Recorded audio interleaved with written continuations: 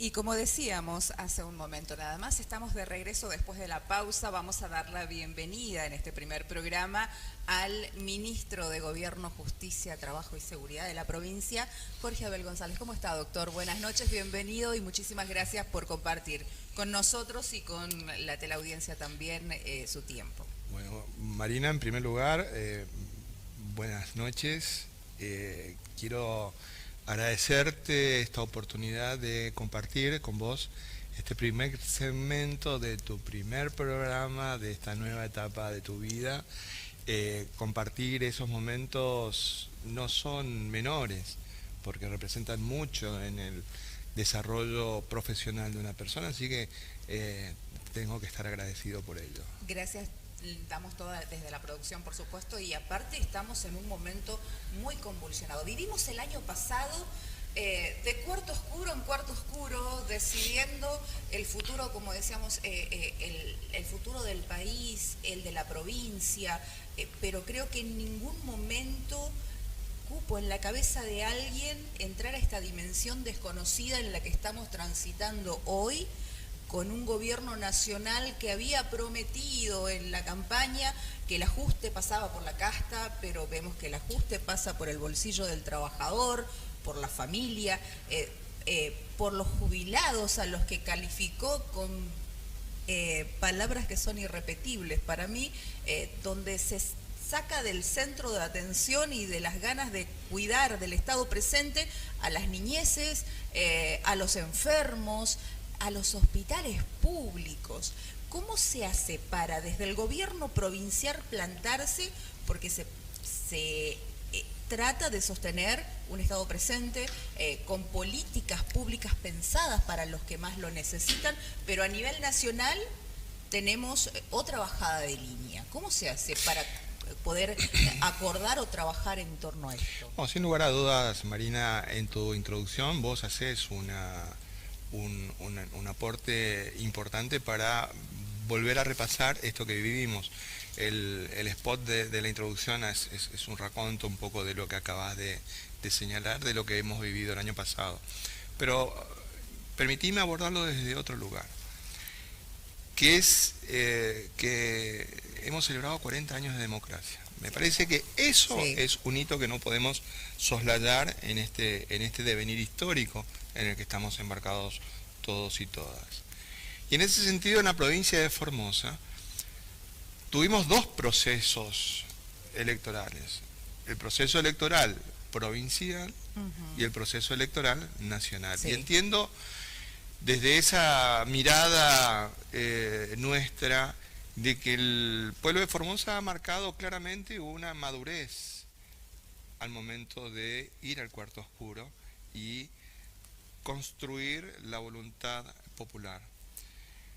En las elecciones provinciales el resultado fue contundente. El resultado no admitió ningún tipo de discusión porque el modelo formoseño que nos propone el gobernador Infran y que cada 2 años es sometido al escrutinio público, obtuvo un contundente 70%. Y eso no lo puede discutir nadie. No lo puede discutir nadie, pero todos deben respetarlo. Claro. Todos deben respetarlo. Porque es como que ahora el único que tiene legitimidad es el presidente con el porcentaje del electorado. A ese punto no. quería arribar, Marina. Y en el segundo aspecto que me parece importante, el formoseño, la formoseña, ¿cómo actuó ante las elecciones nacionales? Evidentemente tuvo un apoyo, el Unión por la Patria, importante apoyo, no podemos negarlo de que ha sido una de las pocas provincias en la que la fórmula electoral de masa obtuvo una victoria. Pero también es bueno señalar de que el formoseño es libre para tomar las decisiones que quiera tomar.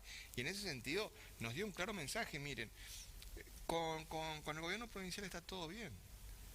Pero nosotros con el gobierno nacional no estuvimos satisfechos con las decisiones que tomó, con las medidas que adoptó, que implicaban un aspecto relevante que muchas veces dejamos de lado, que es el metro cuadrado de cada una de las personas. ¿El gobierno nacional no pudo dar respuesta a ese metro cuadrado de las personas? Y evidentemente no.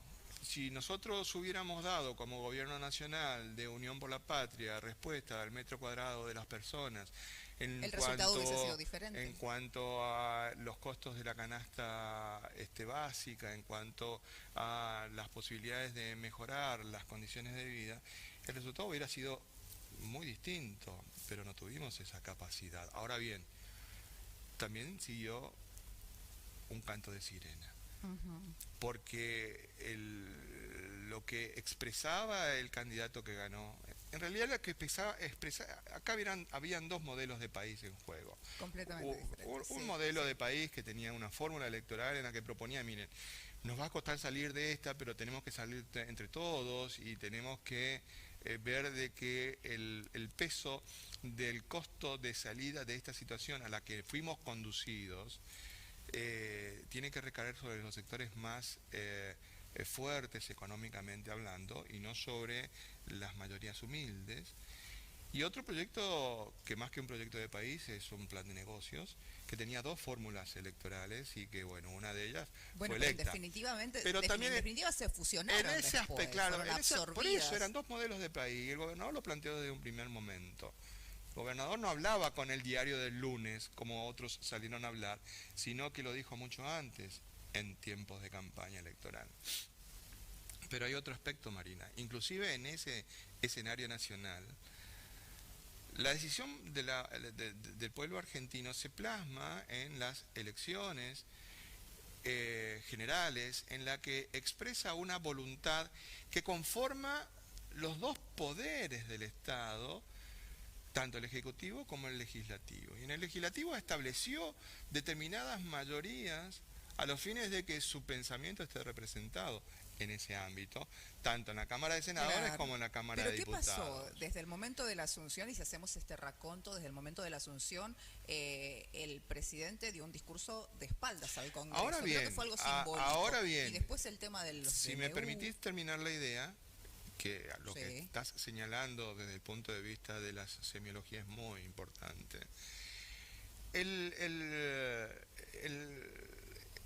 El Ejecutivo Nacional no alcanzó la mayoría que establece la normativa constitucional para que no haya segunda vuelta. Hubo un ganador en en las elecciones generales, una fórmula que salió primera, y después otras dos fórmulas que salieron después, y una que alcanzó el 30%. Cuando la segunda vuelta es donde alcanzan esa gran mayoría que dicen expresar siempre para sostener las decisiones políticas que están tomando. Pero omiten decir de que el Congreso de la Nación es representativo de esas voluntades populares que se expresan de manera diversa en la realidad multívoca que tenemos en Argentina, porque somos un país que tiene muchas realidades. Ahora bien, desde un primer momento, cuando le preguntaron a Milei qué opinaba de la democracia, y no fue capaz de esbozar una apreciación. Por eso me parecía muy importante, Marina, y fue adrede, que te hice el señalamiento de que es importante reivindicar que llevamos 40 años de historia. 40 años de historia que recuperar esa democracia no fue una cuestión graciosa ni una cuestión dada por los dioses del Olimpo, sino que costó sangre, costó mucho esfuerzo, mucho sacrificio, mucho dolor, un dolor de aparición quizás, pero con muchas personas que tendrían que estar entre nosotros y que no están, y estoy hablando de los 30.000 compañeros y compañeras desaparecidos. Entonces, desde esa perspectiva, las señales que son claras y que nos ha brindado el presidente de la Nación no son cualquier tipo de señales. Vos lo expresaste muy bien. El discurso de espalda al Congreso de la Nación. Entonces, son claros ejemplos de que hay dificultades de entender de que tenemos un marco constitucional que debemos respetar. ¿Cómo vamos a atacar de una manera tan agresiva y sin pruebas a un poder, porque ese poder no define y decide como lo propone, como yo quiero, ¿no es cierto?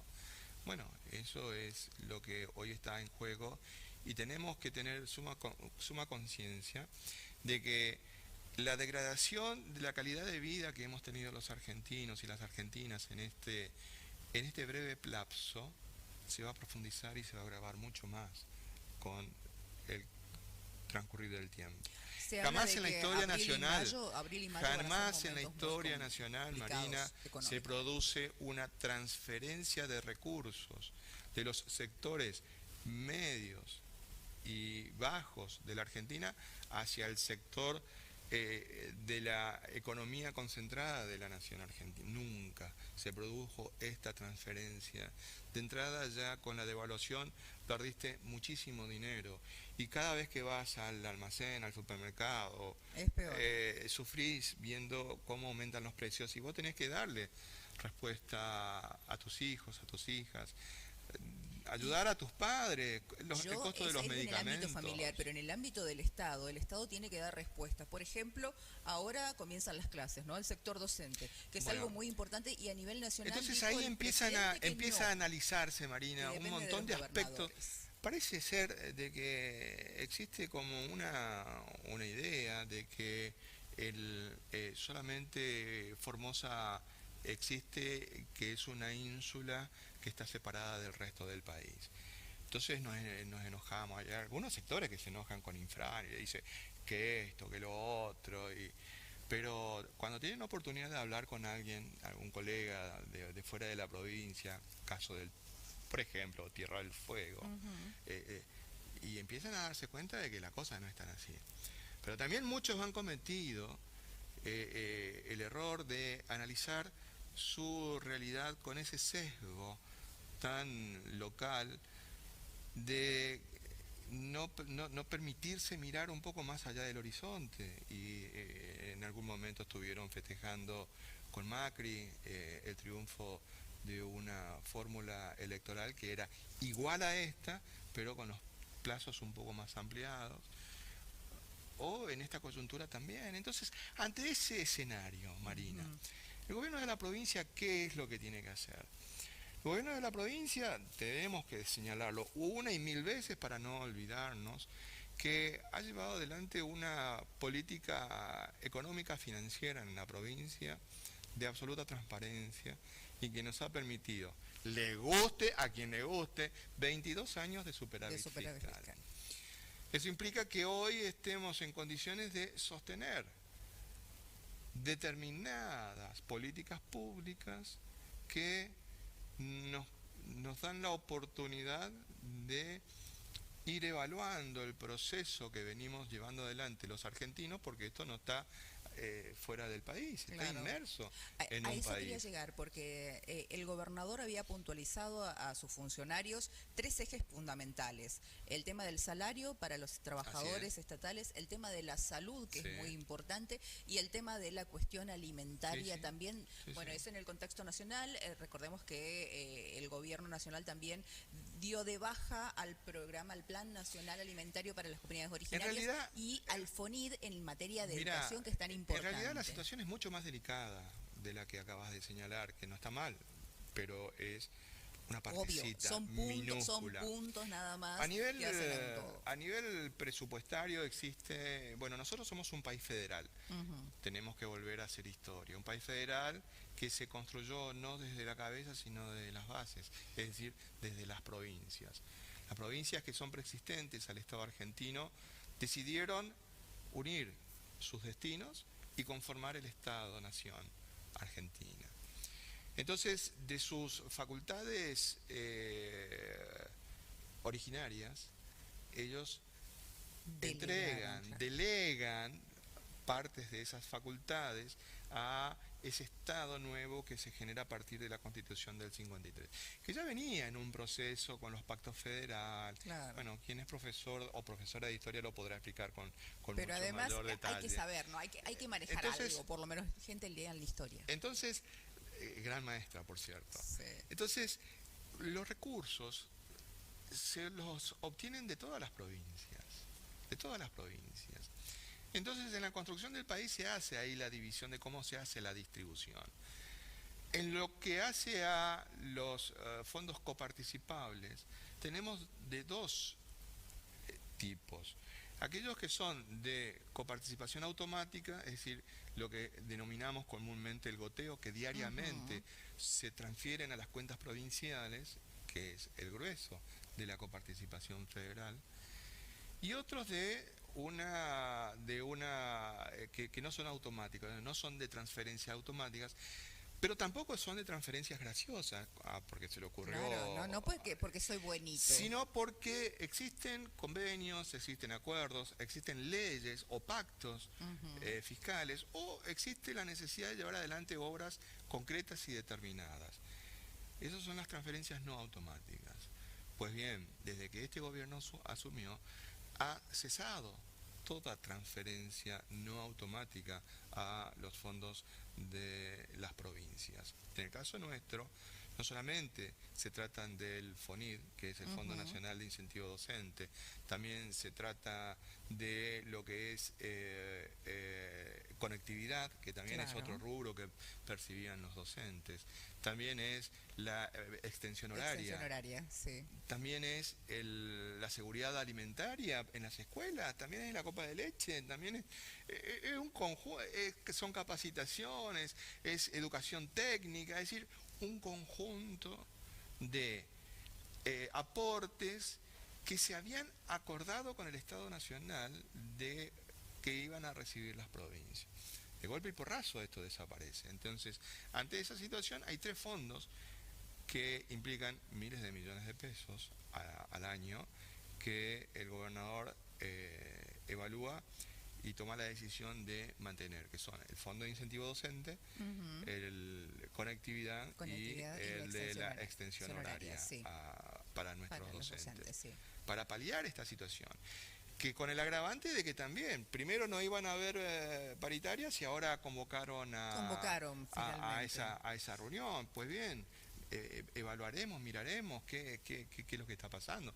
Nosotros como provincia vamos a tener una posición firme en defensa del federalismo y fundamentalmente los formoseños y las formoseñas tenemos que tener mucha seguridad en el sentido de que el gobernador Infran, como siempre lo ha hecho, va a poner por encima de todo la defensa de los intereses de Formosa.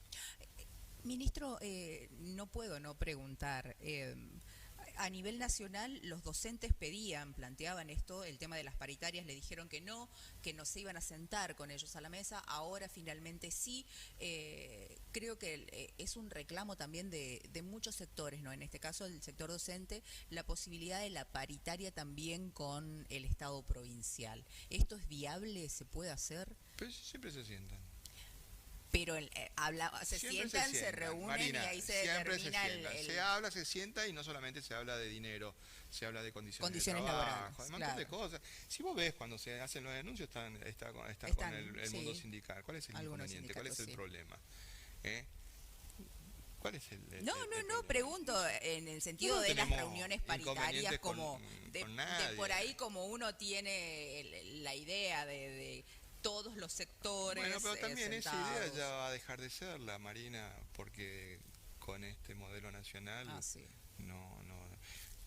Por ejemplo, salieron a criticar, el gobernador dio el mínimo 280.000 pesos. Sí, ¿y cuánto es el salario mínimo vital y móvil establecido por el gobierno nacional para febrero y cuánto es para marzo? Muy por debajo todavía. Muy por debajo. Es más, estuve conversando con una colega tuya. Ajá. ¿Sí? En su ámbito de trabajo, el haber que percibe no llega a 200.000 pesos. Y me parece que eso es una injusticia. Entonces, ¿cómo vamos a salir a criticar y a responderle al gobernador cuando el gobierno de la provincia, con un tremendo esfuerzo, está estableciendo un piso de 280.000 pesos? Que podría ser más y ojalá pudiera ser más, pero también uno tiene la responsabilidad de establecer las condiciones que las pueda sostener en el tiempo. Me gustaría, teniendo en cuenta este contexto nacional, que se habla que tanto marzo como abril van a ser momentos muy complicados, tanto económica como socialmente, que se plantea desde los medios hegemónicos que el justicialismo, el kirchnerismo, la oposición al gobierno nacional ya comenzó con el operativo helicóptero, como que quiere la oposición a Milei derrocarlo y hacer que se vaya. Van a venirse meses complicados. ¿Cómo se hace para contener a una sociedad que lo que le preocupa hoy es que no llega al 10 y que está raspando la olla? Bueno, la realidad social es compleja. El rol de la política siempre ha sido el de establecer los mecanismos y los ámbitos en los que las discusiones puedan existir para encauzar justamente este tipo de situaciones. El conflicto social es propio de la naturaleza humana, es natural que exista conflicto. Uno no tiene por qué tenerle miedo a los conflictos porque forma parte de la realidad. Ahora bien, la política tiene esa responsabilidad, la de establecer los objetivos comunes y establecer en ese ámbito del establecimiento de los objetivos comunes las prioridades y por dónde pasa el bien común, porque también es importante por dónde pasa el bien común.